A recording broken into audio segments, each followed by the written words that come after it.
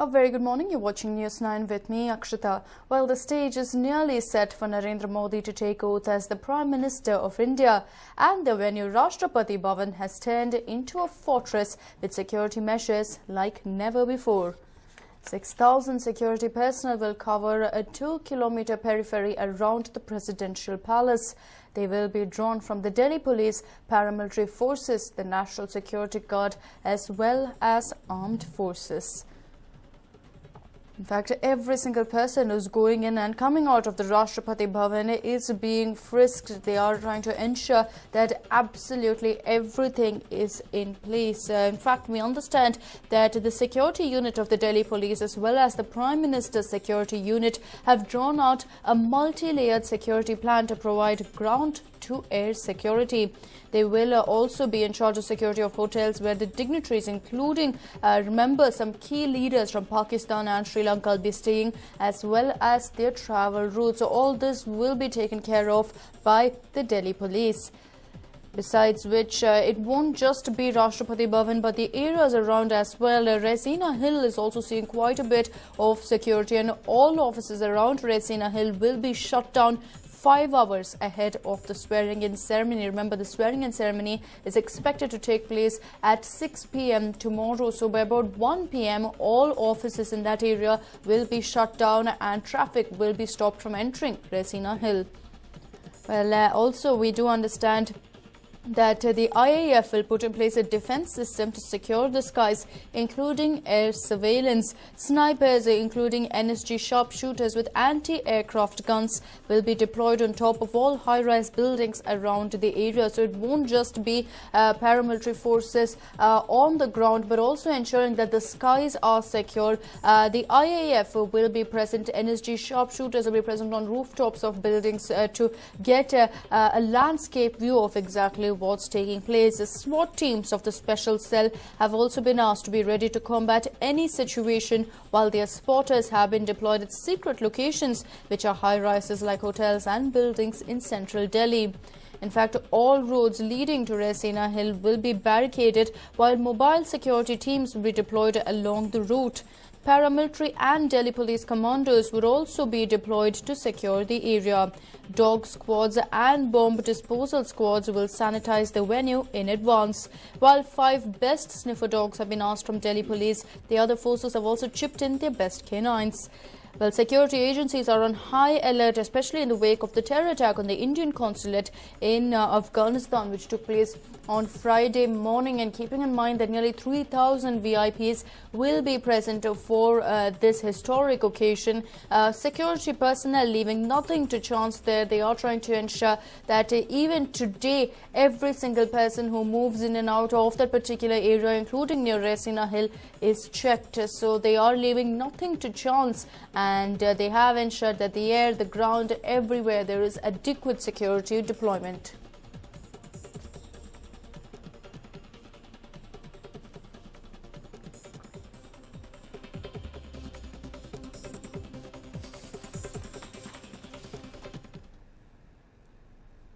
And well, with just a day to go for Narendra Modi's swearing-in ceremony, the list of ministers to be inducted into the new cabinet is likely to be sent to President Pranab Mukherjee today. A small cabinet is likely to take oath along with Narendra Modi tomorrow in the forecourt of Rashtrapati Bhavan. Sources say some senior BJP leaders, including Rajnath Singh, Arun Jaitley, Nitin Gadkari, Sushma Swaraj, Arun Shourie and Ravi Shankar Prasad, are expected to find a place in the cabinet. But besides that, of course, a lot of talk about allies as well. TDP President N. Chandrababu Naidu, on his part, will meet Prime Minister designate Narendra Modi as well as other top BJP leaders in New Delhi today to decide on the union cabinet berths for his party's MPs. The TDP hopes to secure at least 4 berths in Narendra Modi's cabinet, but the list of aspirants appears to be long. The party has 6 MPs in Rajya Sabha, including 2 from Telangana, and 16 have been elected to Lok Sabha this time. Of the 16, only 1 is from Telangana. On Monday, of course, which is tomorrow, he will attend the swearing-in ceremony of Modi and then return to Hyderabad. Keeping in mind its allies, the BJP is also considering their berths. According to sources, the Shiv Sena, the TDP, LJP are all expecting ministries based on their good performance in the polls. However, the Akali Dal, the BJP's Punjab ally, has said it won't join the central government. But it looks like the last round of talks will take place today. We have to keep in mind, of course, that along with Modi swearing in tomorrow, a small number of cabinet ministers will also take the oath alongside him. And it is understood that he will in all likelihood choose a very, very small cabinet that will take oath along with him tomorrow. In fact, according to sources, it will be very senior and veteran BJP leaders likes of Rajnath Singh, Sushma Swaraj, Nitin Gadkari, Arun Jaitley, Arun Shourie, Ravi Shankar Prasad and several others who will find their names being mentioned there. And besides that, of course, there's a lot of talk about allies as well. There will be a lot of appeasement politics involved, whether or not Narendra Modi likes it, and it will involve that allies such as TDP, LJP and Shiv Sena are recognized for their work.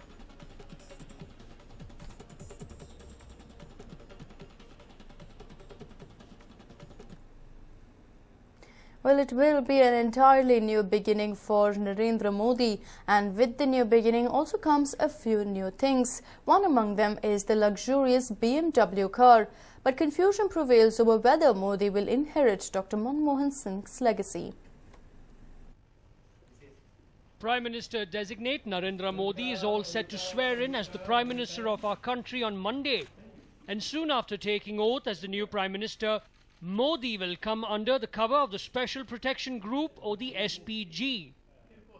With the SPG, another thing will also come for the new Prime Minister. The most secured vehicle in India today. The armoured BMW 7 Series. Yes, this is one legacy of the outgoing Prime Minister Dr. Manmohan Singh, which will be inherited by Modi. Over the years, both the Prime Minister and the President of our country have been travelling in these exclusive BMW 7 Series cars, as they are considered to be the safest in India. These classy German cars can run for kilometers, even on flat tires, and its advanced heat sensors protect the people inside during a bomb blast and a missile attack. Not just that, these cars have fuel tanks that do not explode during an attack. Will Modi accept the German BMWs? Over the years, Modi has been using and travelling in the luxurious Scorpio SUVs. And now it is all up to the new Prime Minister whether he will use the BMWs or not. Though Modi will decide on which car to use, the Mahindra Group has now expressed hope that he chooses the Scorpio. The Desi company would love to continue the bonding and have also hinted on increasing security measures for his cars.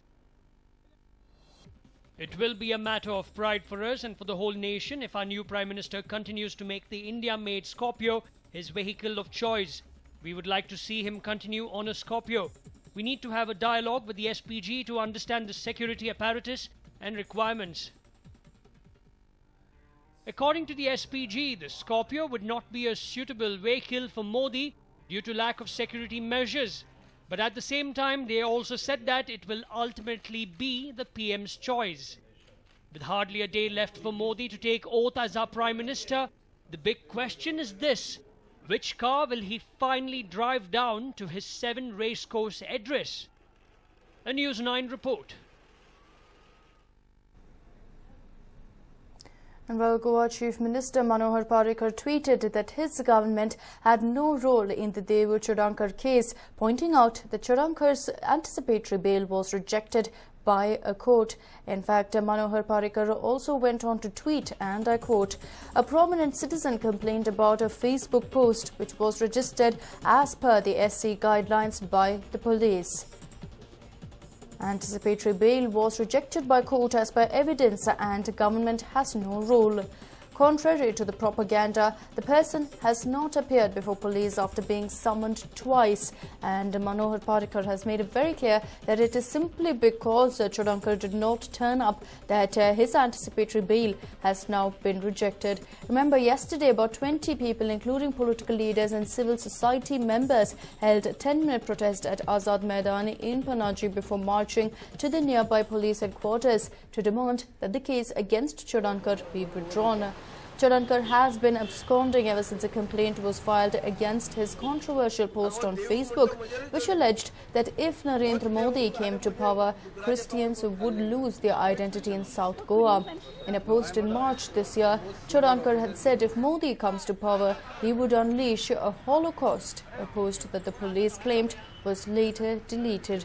However, with several people coming out and protesting, demanding that the freedom of speech be maintained, be retained in this particular case, the police have answered, saying quite simply the reason his anticipatory bail has been rejected is because he has failed to appear despite 2 summons by the police. Chodankar is currently absconding, but very powerful statements made by Devo Chodankar, not stopping at saying that the identity of Christians in South Goa will be lost. He's also gone on to state that if Narendra Modi becomes the Prime Minister, he would unleash a Holocaust of sorts.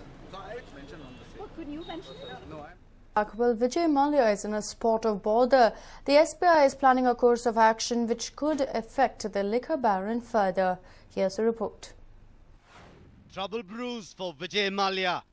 It has been almost 2 years now, and Kingfisher Airlines owner Vijay Mallya is yet to repay his debts to the SBI. It stands at 1,600 crore rupees. The airlines that has been grounded since October 2012 is yet to come up with a solution. And now Mallya is in deep trouble. We are looking at various ways to declare Vijay Mallya a willful defaulter and trying to build a strong case in that regard. Yes, even after getting several chances from the bank, Mallya has failed to pay the loan amount, and if SBI is successful in declaring him a willful defaulter, all doors will be closed for him. When does a person become a willful defaulter? According to the RBI, a willful defaulter is one who has not used bank funds for the purpose for which it was taken and who has not repaid loans despite having adequate liquidity. Though Kingfisher Airlines has been grounded for over a year now, it does not seem to have affected the business tycoon much. Will the bank be able to declare Mallya a willful defaulter, or will Mallya finally repay the loan? A News9 report.